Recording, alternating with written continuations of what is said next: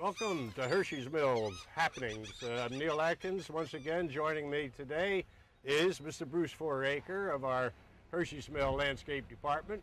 And today he is starting off with our nature walk. And I'm going to introduce him now so he can explain to you exactly what they're going to see, what they're going to do. And I believe, Bruce, you have an assistant, Angela, if you'd introduce her. This is Angela Cote, former employee from the Hershey's Mill Landscape Company as well. And each year, Angela returns to assist me in our spring nature walk. This is our 17th spring nature walk here at Hershey's Mill. I'm amazed myself that we've been doing this for 17 years. Okay, I'm going to interrupt you long enough because I'm going to step aside and let dear Bruce do his thing, which he always does, as we know so well. Okay, it's yours, guy. Thank you very much, Neil. In any case, today we're going to have about a 3-hour walk and try and take a look at much of our wildlife, and as well as the bird watching that we might do today. We'll be looking at all the other wildlife that we might encounter, especially around a lot of our wetlands. The wetlands and streams at Hershey's Mill are a real center for wildlife.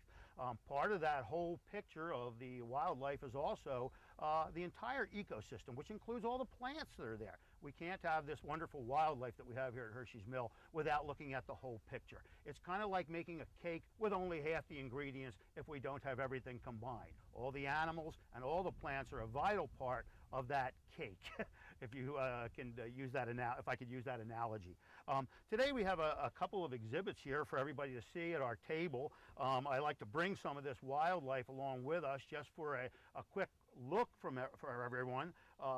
It's difficult for a lot of folks to see some of these things that I see on a regular basis. So we bring them here today to display them and show folks some of the real treasures that we have here at Hershey's Mill in our wildlife category.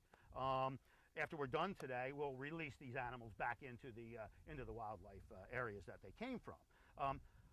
Today, I'd like to show you something that is very, very rare as far as our wildlife here at Hershey's Mill. This is a eastern box turtle, and this is a very, very small box turtle. He's only 2 years old, and I can tell how old he is by the annual rings on his little scutes or scales on his shell. They have rings on them just like a tree has rings that you can determine the age of the tree. A turtle has something similar, and we can actually determine his age. Now he's decided to stick his little head out there for a second. I'm not sure if everyone can see him, but he's really, really an adorable little guy. I had him for about 2 weeks. I rescued him from one of our roadways.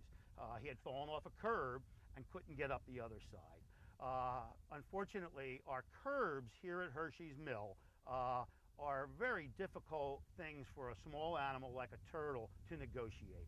They can get into the road by falling off the curb on one side, but when they get to the other side, it's like a skyscraper to them. They cannot go up the other side, and they start to wander in the road and can easily be hit by a car and destroyed. This year, I'm really happy to announce that we have a couple of signs that warned folks of the turtles. We have a two turtle crossing signs down near our tennis court area to hopefully alert folks to the fact that the turtles may be crossing the road. Please give them a break. Try to stop and let them cross the road rather than continuing. They may seem small and insignificant, but they're a vital part of our ecosystem and our wildlife here at Hershey's Mill. Now, this little turtle is a female. I can tell because it has brown eyes.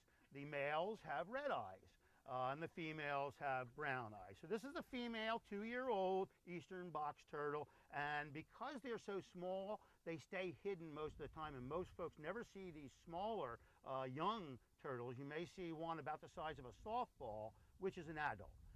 But these guys are very unusual to find because they usually stay hidden in the leaf litter. So he's really neat, and we're going to make sure he has a good home when we're finished here today.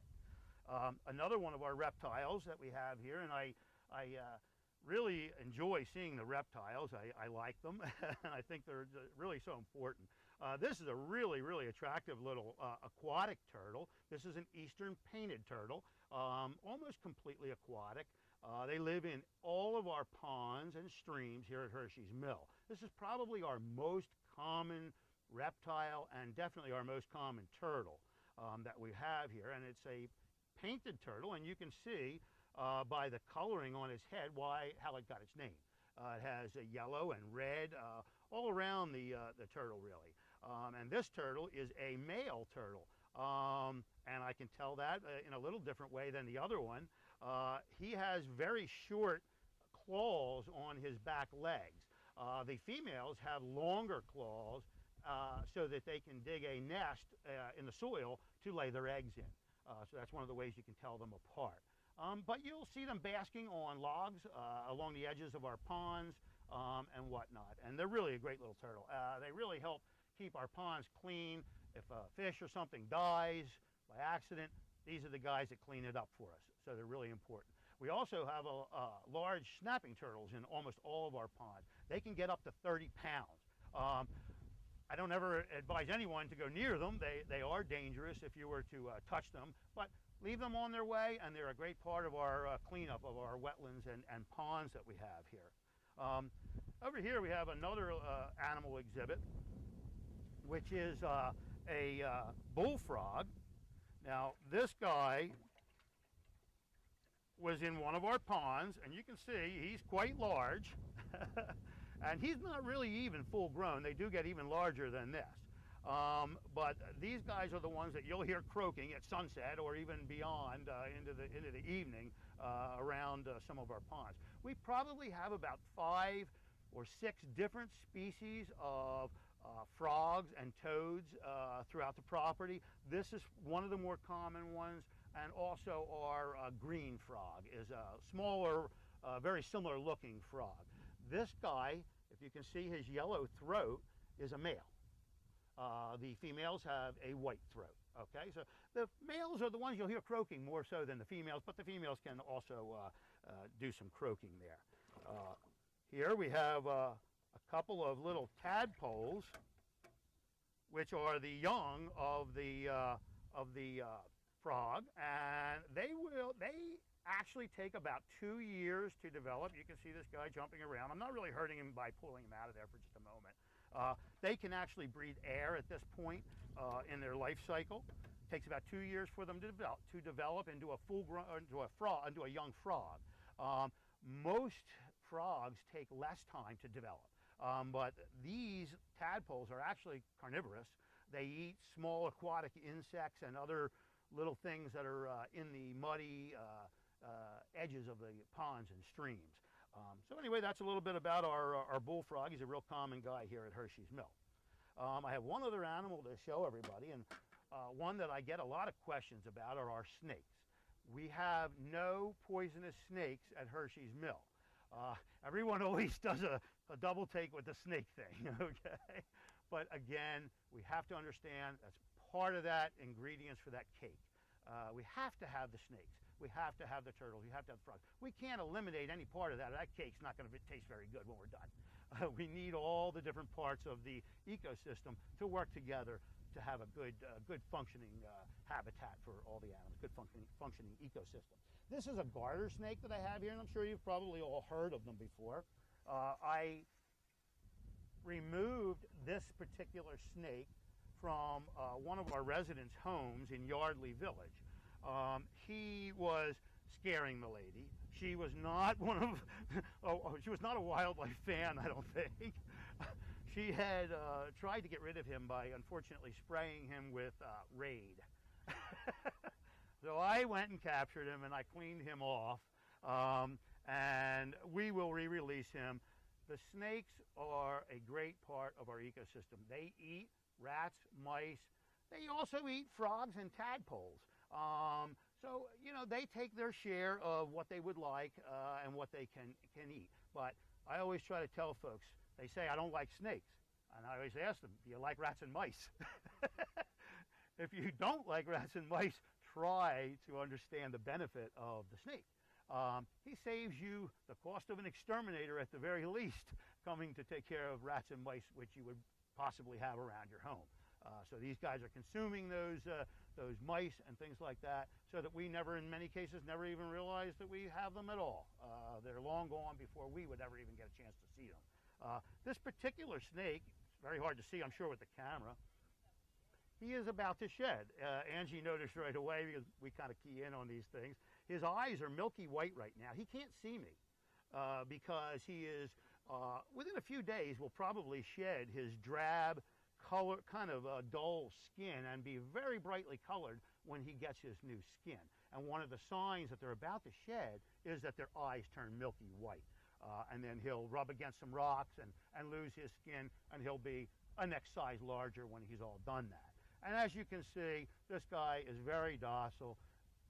None of our snakes will pursue a person or a dog or a cat and bite them or anything like that. That's not to say if you were to accidentally step on one that they wouldn't try to do that, but they are harmless. They have very, very small teeth and seldom would ever cause a problem for anyone.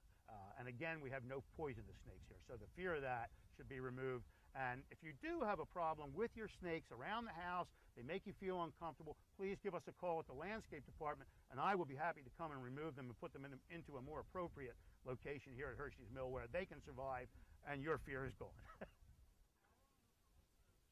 Well, their teeth are small and they're curved backwards for holding on to slippery things like frogs and a wiggling mouse, okay? They do have very sharp but very small teeth, just for grasping and holding, and then they swallow their prey whole.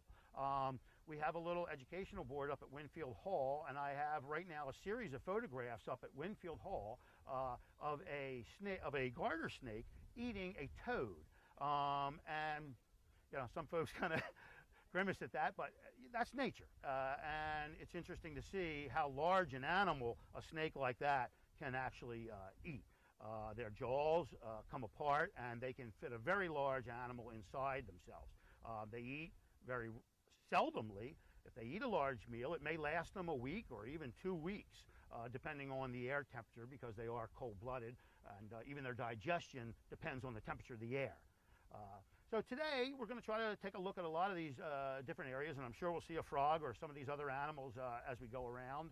And take a look at that. We have another thing here today, which kind of follows up on another thing that we did with the Channel 20 folks last summer. We had a honeybee hive that was removed from the Sullivan house, and today I brought some of that honey with us here today. And if anyone would like to taste a little bit of their own flowers made into honey by the honeybees, you're welcome to do that. I have some crackers and whatnot here, and it is very tasty. It's a little, I think it's a little stronger possibly than some of the milder honey you might find at the store, but it's very sweet. It has a very rich flavor to it because it's a variety of all the flowers that we might have through the year here at Hershey's Mill, including some of our garden flowers and also our wildflowers as well. And we also have a little door prize we're going to give out here today, a flower pot here that we put together. I tried to use a couple plants here that attract wildlife. One is this red salvia, very attractive to the hummingbirds. So whoever wins this, keep an eye on this if you have it on your patio, and you might see some wildlife coming to that, especially those ruby-throated hummingbird, which is the only hummingbird that we have here in Pennsylvania. They migrate. It's an amazing story with that small bird that is only this big and migrates each year from Central America, basically, Costa Rica, Panama, and even northern South America, Colombia, and those areas, and returns here each year. And I find it interesting to me, they love, of course, the nectar from the flowers, and each year their arrival is almost exactly timed with the blooming of certain wildflowers that we have in the area, in particular our native columbine, Columbine canadensis. Whenever I see that flower blooming, within a few days, I will see the hummingbirds arrive back in Pennsylvania, which I think is, using those phenological indicators like that is always a neat thing for folks who like to view wildlife. When you see certain flowers bloom, you know certain other events are happening in nature, such as the arrival of the hummingbird, and many other things can also be timed to that. We use that technique in our landscape department in controlling insects on your plants and whatnot. doesn't help us to spray your plant if the insect isn't there yet. Okay, so we time them according to things like the bloom of the dogwood. We know that certain insects hatch at the same time that the American dogwood blooms each year. Irregardless of whether we've had a cold winter or a warm winter, those temperatures always work out the same each and every year, so that we can determine when those insects would be active, and we search and scout your villages for those insects at that particular time. We don't waste any time and money. We search at the right time, and we control the insects with the least amount of pesticides by applying them when and where needed only. So we try very hard to accommodate the ecosystem by not introducing any kind of toxins or pesticides except when they're absolutely needed and in very small quantities.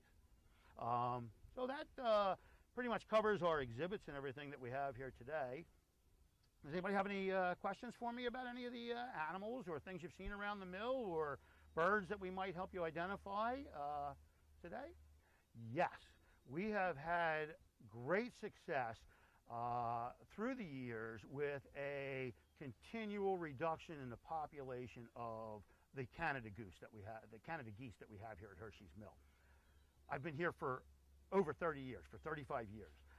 My own view of what's happened here, we used to have in the summertime about 500 geese that would inhabit our property during the summer. Through the years, we've done many techniques, including the fencing that you see around our ponds makes it more uncomfortable for the geese to move from the land areas to the water areas. The plantings that we have around our ponds serve many purposes, and if you see our segment on Channel 20 with the ponds and wetlands, I explain that a little bit more in depth.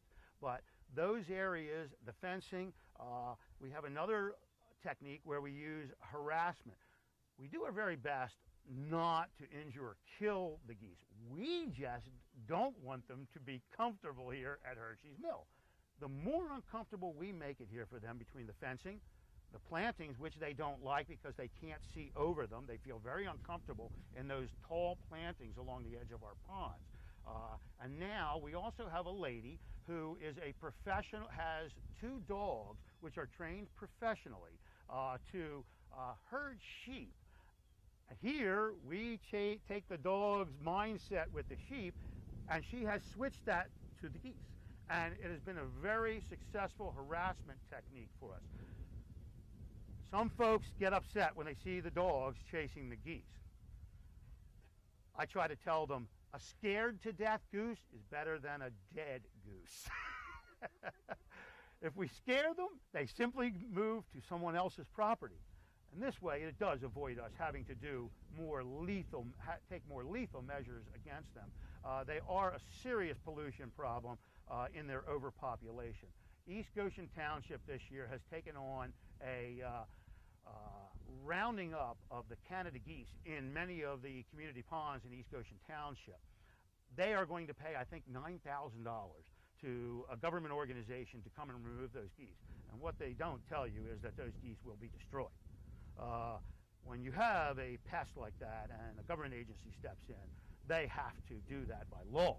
So when they remove them from Hershey's Mill, that's going to be, or from the ponds in East Goshen, that's really going to be the end of them. Here, we preserve the animals and we preserve our own property by trying to get them to move into other areas. So that's basically the answer with the Canada geese. We have been very successful. Do they taste good? No. If you can imagine what an old shoe tastes like, okay, they are not, unfortunately, very good to eat. They're old and very tough, I think. They've been flying around for quite a bit, so I don't think that's going to be a very tasty meal, really. If you do want to try goose, I would recommend a domestic goose at the supermarket. Any other questions about our wildlife? If not, I'm going to take a card out of our thing. If you haven't put one in here for our door prize, do so now, and we'll... Thanks again. It's been a joy, and listening to this reminds me of the program we did a while ago that we couldn't remember the name of. We had a program Bruce put together about the wildlife in Hershey's Mill. And I had to remind our listeners that it was wildlife, one word. Maybe we do a program, I don't know, the other kind later on. But again, enjoy your walk, folks, and have a good time. Bruce is sure knowledgeable about all this. And we will try to get some shots during the walk. And for those who are not fortunate enough to be here today, that when we run this on Channel 20, they'll be able to see it and come next year. Okay? Appreciate it. Okay. Have a good one.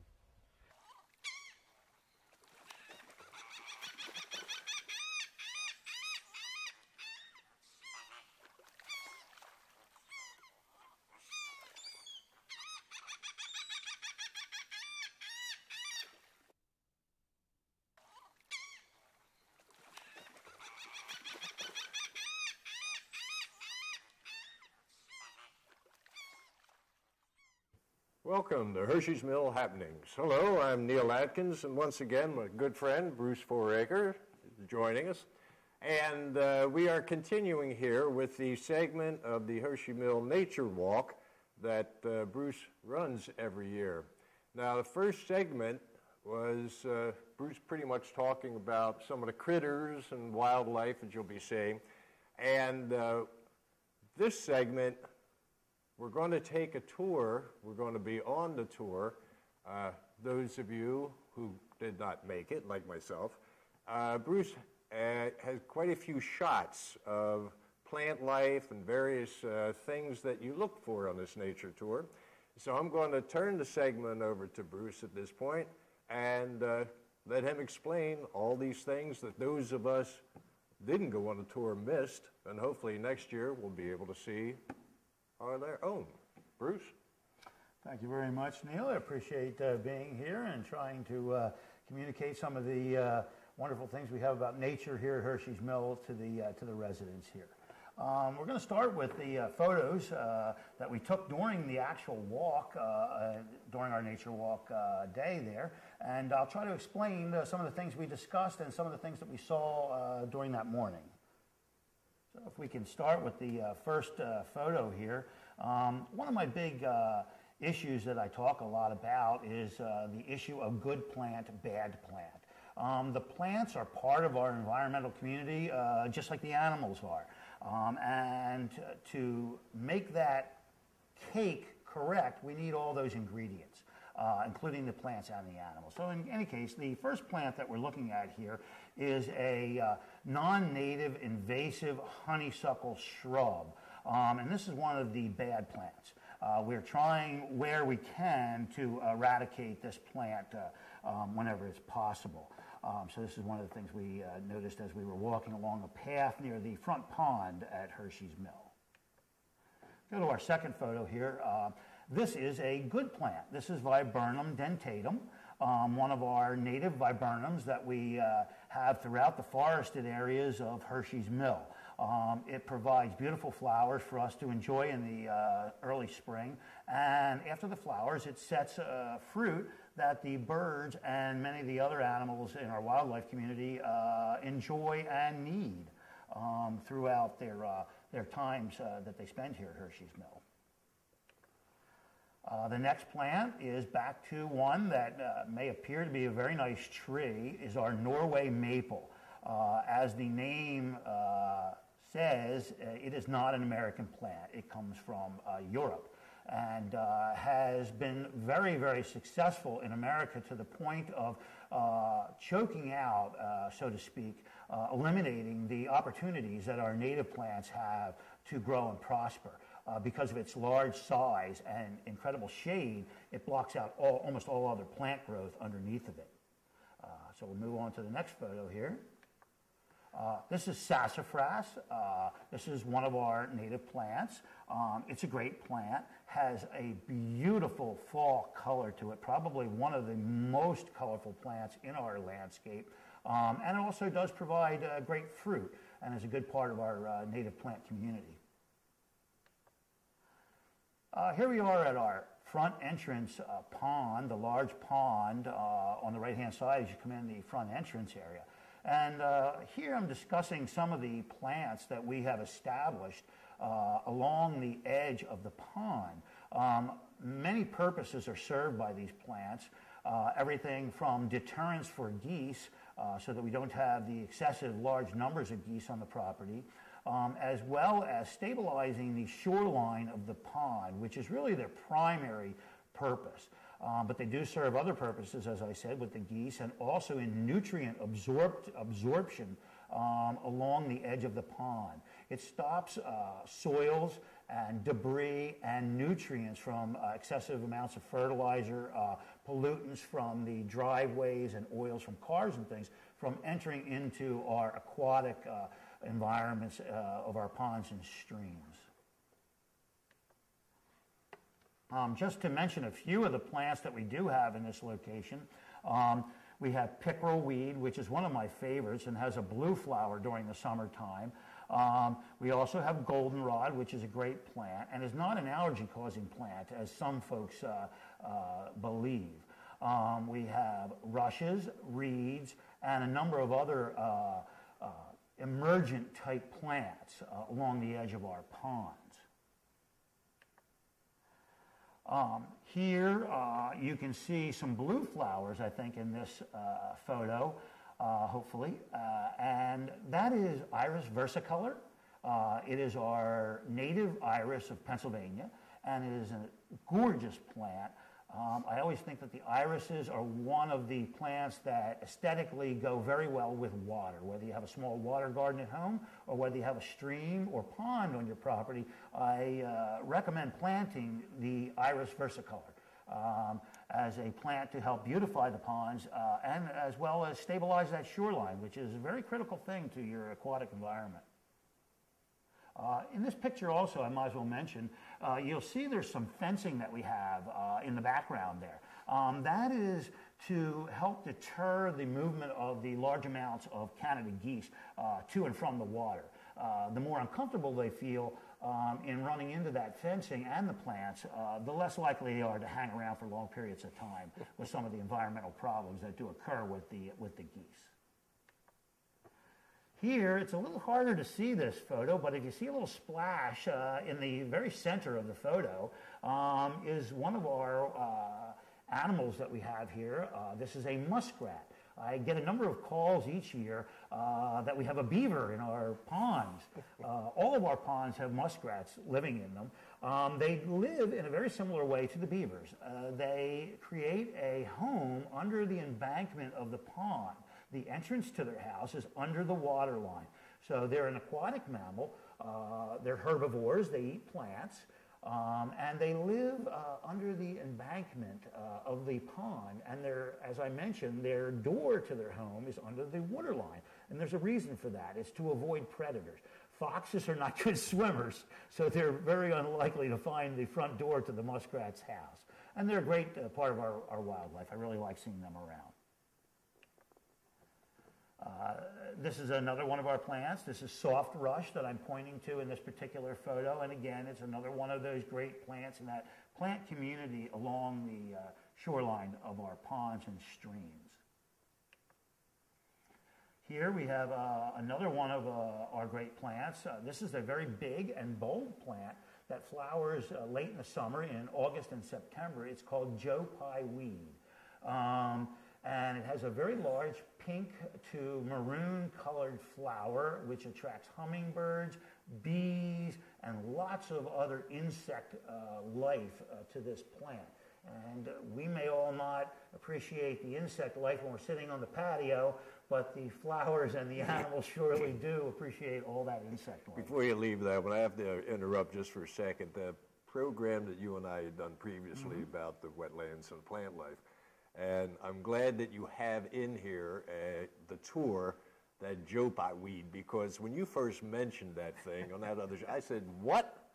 That there is a plant with that kind of a name, and sure enough, there it is, and it has its purpose. So I'm glad we have it on the tour where we can actually go see it. Okay. I think the term that you mentioned there is worth talking a little about, the term weed. So many of our good native plants have been unfortunately titled weeds. And that's something that really came from an era of time before the present time, when we're so much more aware of the essential need for these native plants in our environment. Okay. Yeah. That we no longer would like to really call them weeds, but the name sticks. So we'll continue to use that as Well, I'll tell you, it brought my attention to it. Yeah. For our next photo, we're here at the front pond still, speaking with some of the folks who came along for the walk with us today, talking about some of these issues. Still at the front pond here. We'll move on. This is also at our front entrance pond, and in the background, in the center of the photo, you can see one of our wood duck boxes. These were put up by us to hopefully increase the population of wood ducks, which we've had tremendous success with here.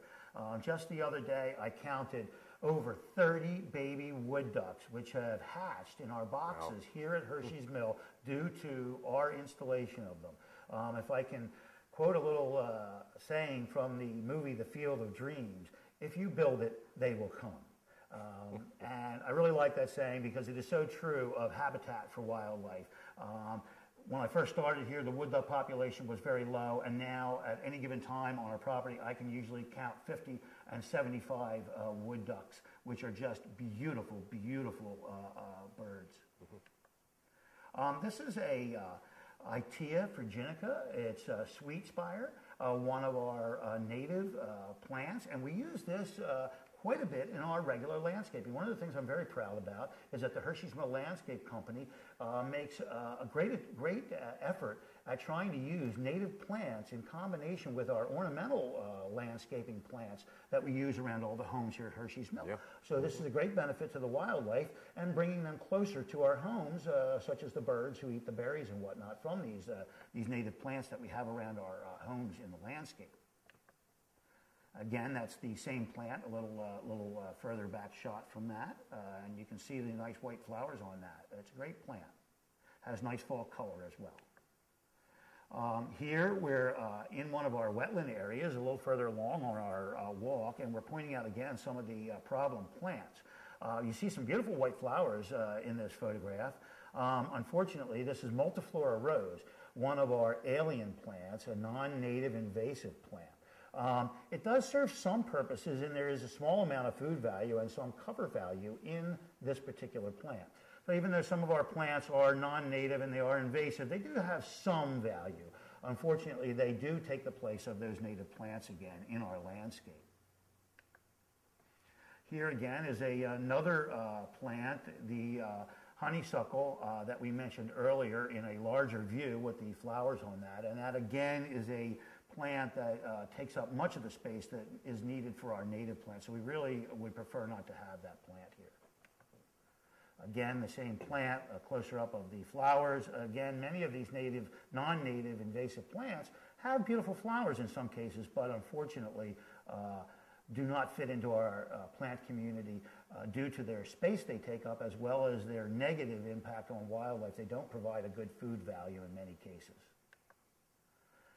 This is an interesting photograph of one of our river birches. This is Betchel and Niagara, and the scrape mark that you see on the side of that was made by a mature white-tailed deer buck last fall in probably October or November. This is a behavior that the bucks do at that time of year during the breeding season. It indicates to other deer that this particular area is owned by that buck. It's his no trespassing sign. You and I barely notice something like this, but other deer take very much notice to this. And in the dark of the dusk period and at night, those white marks on the bark show up quite a bit. And it's kind of interesting how they do that. Again, another one of our wood duck houses. Another point I'd like to make about the wood duck house is that probably about 30 or 40% of the wood duck houses that we have here are lived in by screech owls. And this is just another tremendous bird to have on our property. They eat rodents and large insects, frogs, and small snakes. So they fit very well into the ecosystem here at Hershey's Mill. This is another one of our native plants. I'm pretty sure I'm pointing to an alder here, river alder, which is a great plant to have around our wetlands. It is a wetland plant. Here we have a willow. This is black willow, one of our native willows that we have around many of our wetland areas. This is our little shot of our nature trail with some of the folks walking back through there. If you've never visited our nature trail, I recommend that you give that a try. It's very, very peaceful back there. We have a great bench, a couple of benches in that area for sitting and enjoying the stream, and the bird life in particular is great back in those areas. So if you're a birder, I invite you to take a walk back there and enjoy yourself. Here's one of our benches along the stream, which is part of the Ridley Creek. This is part of the headwater to the Ridley Creek, the streams that run through our property, so they have a little historic mention there as well. And here is a beech tree that we're looking at, the large tree in the center of the photograph. This is a tree that is evolved to come into a climax forest, basically. So that means that if you see beech trees, as we have along the nature trail at Hershey's Mill here, that this is a very, very old, undisturbed forest area. These trees only come in succession in the forest as a later part of that succession into a climax forest. These trees have been here so long that they have a very intricate relationship with a small flower, which I'm holding up here, called beech drops. This is a parasitic flowering plant, very unusual, and it only exists in cooperation with the American beech tree. It lives and gains almost all of its energy by penetrating the root system of the beech tree. It doesn't actually, even though it's parasitic, it doesn't actually take away from the health of the beech tree in any way. And it has a maroon white flower which blooms in the summertime underneath of the beech trees. So with that photo, I think we'll end our walk here, and I'll give that back to Neil.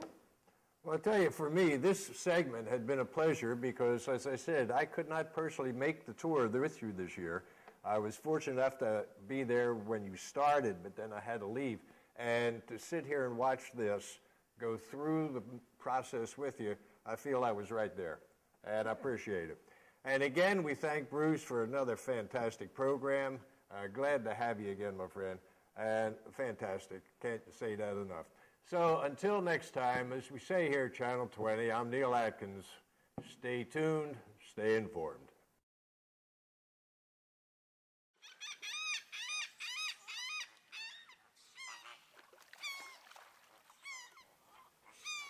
Welcome to Hershey's Mill Happenings. Hello, I'm Neil Atkins, and once again joining me, my good friend, Mr. Bruce Foraker.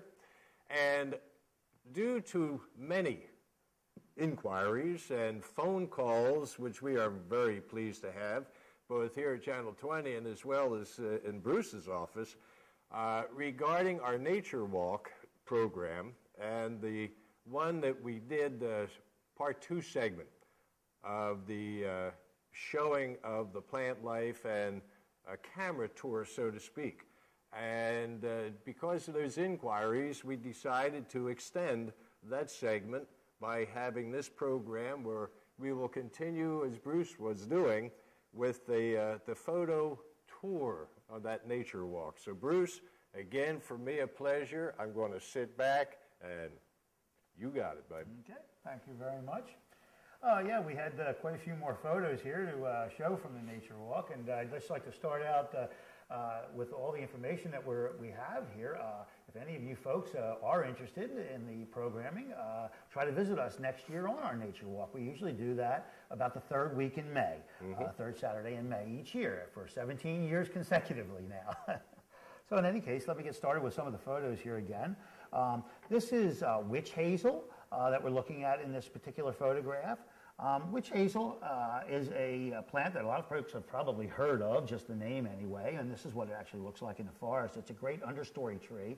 It's about the size of our native dogwood trees in the forest. It has some interesting relationships with native insects, which is one of the things I'm always trying to make folks understand how these relationships occur. In this next photograph, you'll see a little, what looks like a wart almost on the leaf. Actually, this is a little capsule created by an insect to protect itself from bird attacks. So it lives its life inside that little mutated section of the leaf and then emerges out as an adult later so that birds can't attack the larval form of that particular insect. It's a great native insect. It's probably a small wasp type insect. This is a shot of ferns in some of our wetland areas, and this looks really nice and very serene, but this is one of our problem plants. It's not one we're trying to actively control, but it's called hay-scented fern. It's a problem throughout Pennsylvania and has come into many forested areas after, in the very early part of the 20th century, many of the areas where in Pennsylvania were denuded from their forests, and this plant seems to have taken that opportunity and moved into many of those spaces. This is a photograph of a fallen tree. One of the things that we, if that wasn't clear already, one of the things we try to do with the natural areas at Hershey's Mill is allow them to remain natural. Fallen trees and branches and things in the natural areas are a very important part of that makeup that we have in those areas. They rot, create nutrients for the large trees and shrubs, and also provide habitat for much of the wildlife. We're at the next photo here, and this is a native impatiens. It's called jewelweed. And there's an interesting thing about the jewelweed in the forest. It grows in very shady areas, and it's has a liquid inside the stems, which is a natural cure for poison ivy. I find that interesting because it usually grows right near poison ivy. So if you were to start to itch, it's similar to aloe that you buy at the drugstore, and you can rub the juice from the jewelweed onto the poison ivy area or any other skin irritation, and supposedly it does help that. A photo of the jewelweed growing on the ground. It has an orange flower later in the midsummer. And here is a statue along the nature trail of a bear. Unfortunately, it is deteriorating, and there isn't much we can really do to save this wooden sculpture, which was donated by a craftsman in Kennett Village many years ago and put down along the stream there as a little accent point on our nature trail. Across the stream from the nature trail, you'll notice an area that's an abandoned ruin type situation. I think it was a pumping station for water for an old mansion that was on the property at the time. And here we have another one of our native plants that we're looking at.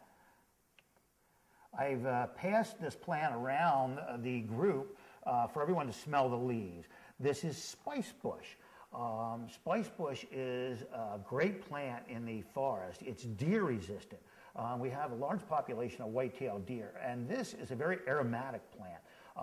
Smells very spicy, as the name indicates, and that's the reason that the deer don't like to eat it, is because it has that spicy, pungent smell to it. So it's a great plant. It produces a fruit that is a very, very important fruit in our deciduous forests of the eastern Pennsylvania. It provides very important nutrients to migrating birds late in the year that are moving all the way from our areas down into Central America. And it's a very high protein, high fat fruit that the birds really do enjoy. So it's a great one to keep in our forests, and luckily the deer don't eat it. Here is thistle, Canada thistle. This is one of our bad plants. It's actually considered a noxious plant in Pennsylvania. So we do control this plant whenever and wherever possible throughout our property, and hopefully other homeowners in Chester County are looking at that plant in the same way.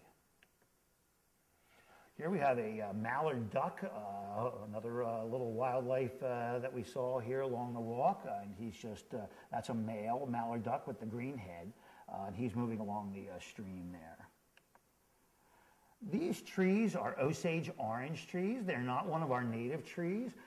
They were planted by farmers many, many years ago before Hershey's Mill existed in an attempt to create a fence around many of their fields. Rather than purchasing wire and posts, they would simply plant Osage orange very thickly along the edges of the fields to keep the cattle in.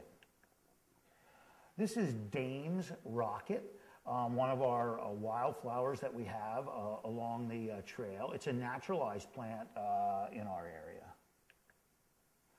And this is a little bit of wildlife that one of our residents happened to bring along. We thought we'd just put that in there for a little viewing. It does kind of look like a wood duck.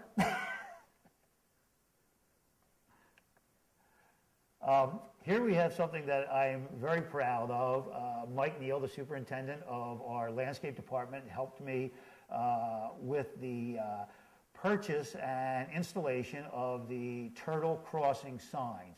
Many turtles, unfortunately, have lost their lives in this particular location, crossing from the pond by the tennis courts to the large lagoon up on the hill. They like to move back and forth, especially during egg laying and nesting season. So I hope the sign helps everyone to kind of take notice to that and at least avoid them, if not move them off to the side of the road. I think this is a very important thing.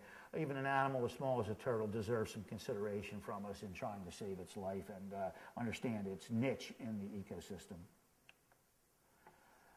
Here we have one of our stormwater runoff swales. As you can see, on either side of the green area in the middle are stones. We allow the center to be filled with cattails. We don't to kill the cattails. They act as a great filtering agent for that water that comes rushing through those pipes before it gets into the stream. The more debris, sediment that we can remove from the water before it reaches Ridley Creek, the better for all the wildlife and fish that are living in the streams. This is another plant that some of you may be familiar with to some extent. It's elderberry. You may have heard of elderberry wine or elderberry jelly. As tasty as that is for us in a jelly or wine, the birds find it irresistible. If you were lucky enough to be able to get the berries, which I have tried, before the birds do, it's quite a task. The birds eat so much of it so quickly that you should let me know because my son makes elderberry jelly for me every year because it's my favorite, and he has the plants. Okay, that's great. And it is quite a job, yes. And here we are at the bridge over the stream, looking down. This is a great place to view wildlife. We have our common water snake likes to hang out along the edges of the stream here. We have no poisonous snakes of any kind on our property, which I've mentioned before. So please treat them with respect, all of our snakes. And in this particular location, you will see this olive green, brown snake sunning itself along the sides of the stream there. They're absolutely harmless to the folks at Hershey's Mill, and as I said, please try to respect that. Here we have one of our many bluebird houses that we've erected, and I've opened this up to show the folks the nest material inside. We do not have a eastern bluebird in this particular house. We have a tree swallow living here. The tree swallows are magnificent birds and just as beautiful and beneficial as our eastern bluebird is.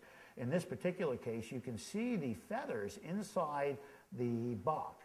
The bluebird, or the tree swallows build their nest from duck feathers. They actually fly along the edges of the ponds and streams and collect the feathers and bring them back. And what better way to keep your eggs warm than with the feathers of a bird like that? I have one of those behind my house and out by the road in that flower bed we have. And every year, it seems like the same family come back at the tree same swallows, time. Neil? Yes. Great. So appreciate them just as much as you would a bluebird in those same houses. They're great insect eaters, mosquitoes in particular. And here is the male tree swallow sticking his head out of the house there. They have a white throat and white stomach.